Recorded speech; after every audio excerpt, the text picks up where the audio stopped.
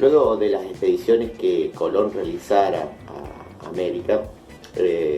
muchos aventureros europeos emprendieron el viaje hacia estas tierras,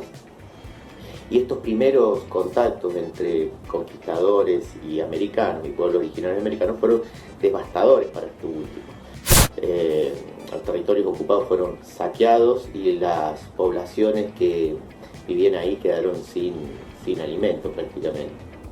A esto le debemos sumar las enfermedades que le transmitían los europeos a los americanos, enfermedades para las cuales los americanos no estaban inmunizados. Y además eran tratados como inferiores, y eso era como justificación de las atrocidades cometidas. Pero esa manera violenta, destructiva de ingresar a los territorios no se iba a poder sostener mucho tiempo, porque a mediano o largo plazo los europeos iban a quedar sin mano de obra para que trabajara en la extracción de las distintas riquezas que sacaban de América. Si continuaba el saqueo, la comida iba a faltar y ya no se iba a poder extraer lo que se necesitaba. De ese modo hubo un tiempo donde esas relaciones se relajaron un poco, hubo algunos intercambios recíprocos, pero esto de alguna manera fue lo que marcó esta primera etapa. Hay que decir que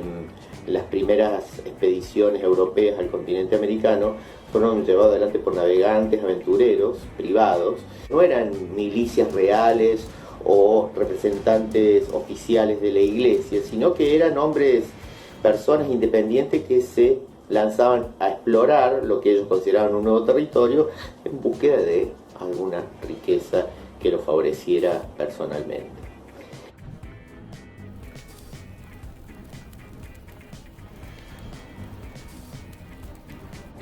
La primera etapa es una etapa básicamente de conquista. En la segunda etapa, cuando estos aventureros privados, navegantes privados, llevaban estas noticias a España, desde España se pensó en justamente extraer de una manera más oficial los recursos que tenía este continente novedoso para los europeos. Entonces así fue que las nuevas expediciones contaron ya con un apoyo oficial. Ya no serían emprendidas por aventureros en busca de fortuna, sino que comenzarían a venir delegaciones directamente reales, funcionarios del rey, ejércitos, la Iglesia Católica. Van a venir, además de militares, navegantes, van a venir escritores, científicos, que van a venir con órdenes explícitas del rey de España. En esta segunda etapa, los españoles ingresaron a otros territorios, además del Caribe, que es donde llegaron en la primera etapa.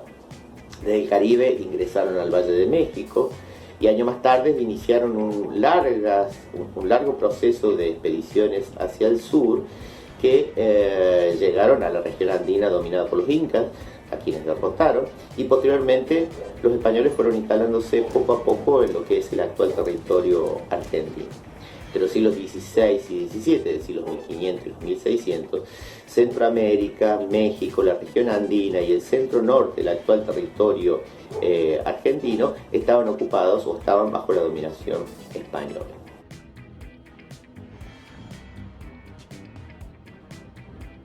Pero si en la primera parte solo España había llegado a América, en esta segunda se sumarían otras potencias europeas como Portugal, Inglaterra, Francia y Holanda, que se fueron estableciendo algunas veces con el consentimiento español y otras veces a partir de actividades de piratería.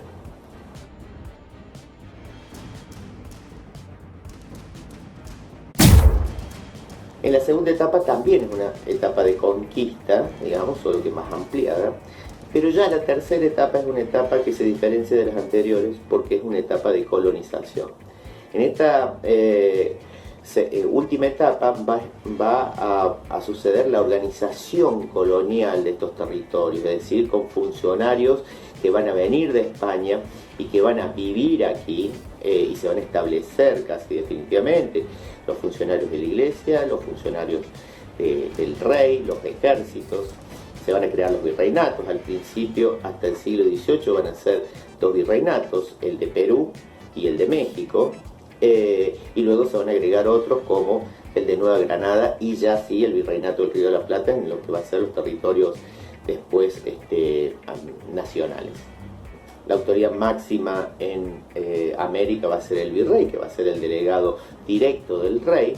Va a haber gobernaciones, intendencias, capitanías generales, que van a ser como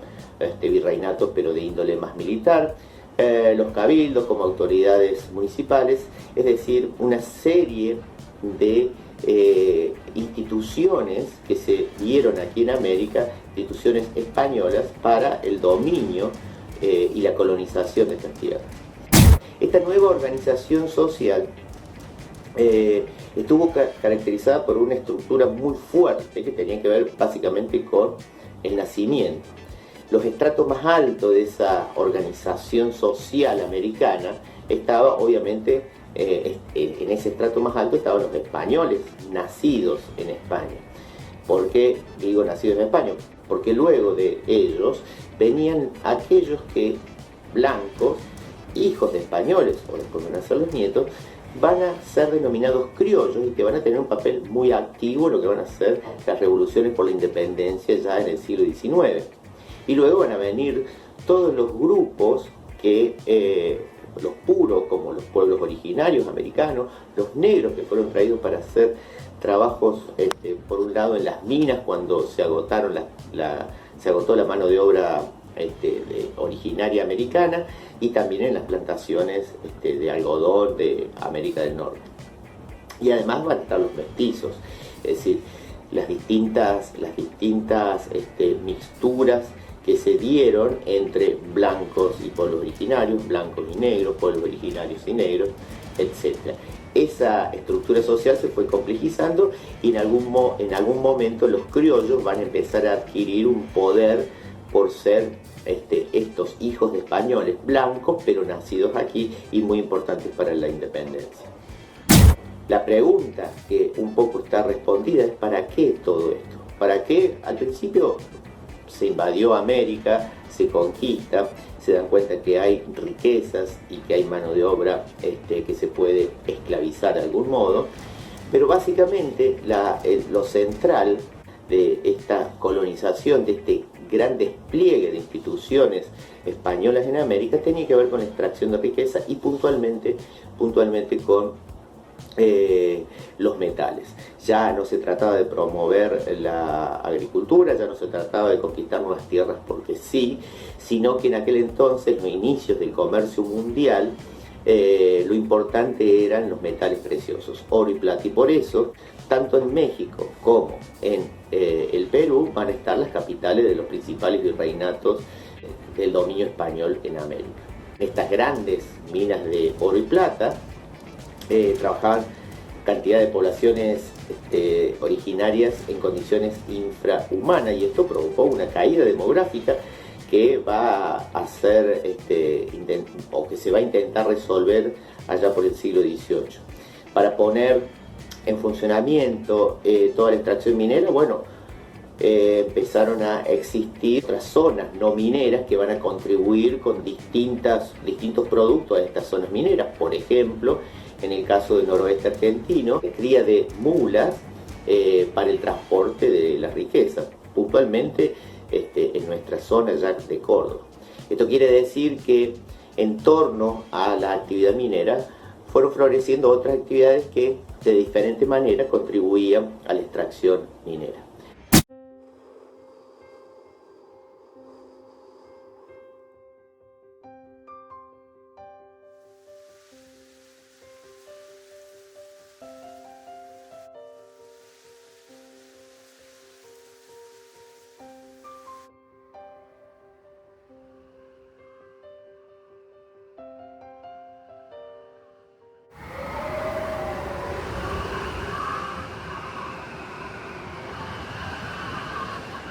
Estas tierras fueron ocupadas por los españoles a partir de fines del siglo XV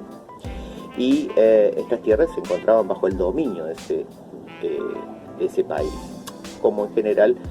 toda América estaba en manos de distintas potencias como Inglaterra, Francia, Portugal, Holanda. En relación a este dominio colonial español sobre nuestras tierras, básicamente su intención era extractivista. ¿Qué quiero decir con esto? Que lo que les importaba a los europeos en general, a los españoles en particular, de sus dominios, era la extracción de minerales, oro y plata, y otros productos que se fueron sumando, como el palo Brasil, el algodón en América del Norte, etcétera, etcétera. Este tipo de colonización, de tipo extractivista, comienza a tener una crisis allá por el siglo XVII, cuando se comienzan a agotar las fuentes de minerales y de piedras preciosas, tanto en Potosí como en Veracruz. El primero en la actual Bolivia, en aquel momento Virreinato del Perú, la otra en el Virreinato de México. Esa primera crisis va a ir desencadenando otro tipo de crisis, que sobre todo responden a crisis que se producen en las metrópolis, es decir, entre los países europeos. A decir verdad, España era una potencia de segundo o tercer orden en relación a Inglaterra o Francia, por ejemplo, más allá de que tenía la mayor cantidad de tierras bajo su dominio colonial. Esto se comienza a percibir más claramente cuando en el siglo XVIII comienza ya una crisis de financiamiento muy fuerte de España, porque además Inglaterra y luego Francia eran países de primer orden porque ya habían llevado adelante un proceso de industrialización, con lo cual le llevaban mucha ventaja a España, que básicamente se había comenzado a transformar allá por el siglo XVIII en un simple intermediario entre los productos europeos industriales, sobre todo ingleses, y sus colonias, de tal modo que la mayoría de los financiamientos que tenían los viajes coloniales de los españoles pasaba por los capitales ingleses. Una de las soluciones fue a partir de una dinastía que se llamaron los Borbones. Una de las soluciones fue hacer una serie de reformas con una serie de centralización de la administración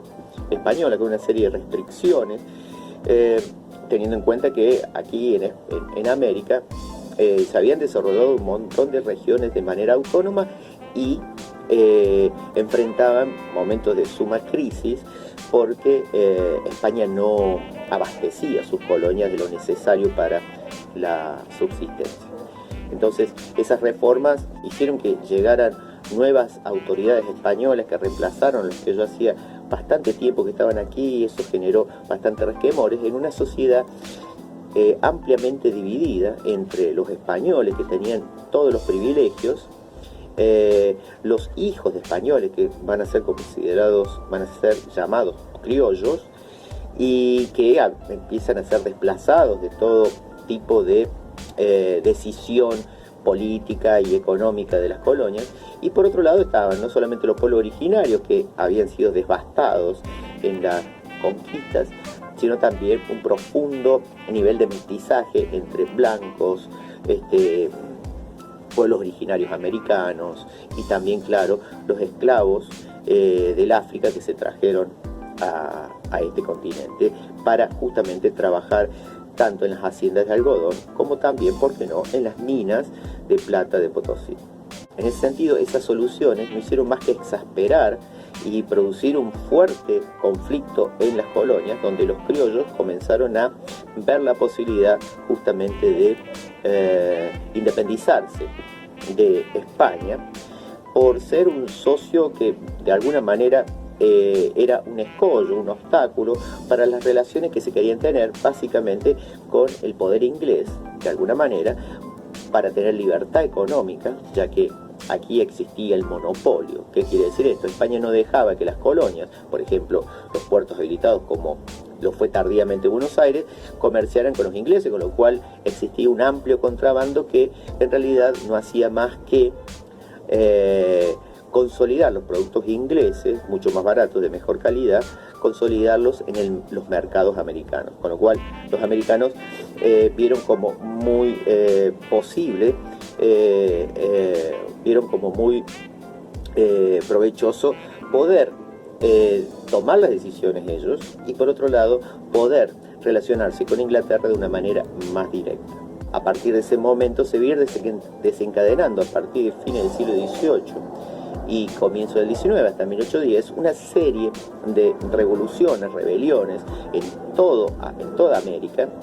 no solamente en la capital virreinal de estas tierras que era Buenos Aires, la capital del Virreinato de Río de la Plata, que además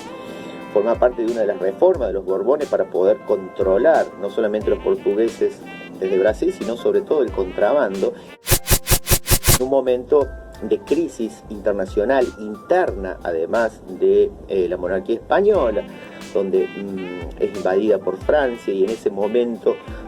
de desgobierno de España, aquí los criollos, con el apoyo de algunos sectores, va a realizar ese 25 de mayo, va a comenzar una etapa revolucionaria en el Río de la Plata, al igual que en muchos lugares como en México, que va a comenzar la formación de lo que es importante, que es la formación del Estado Nacional.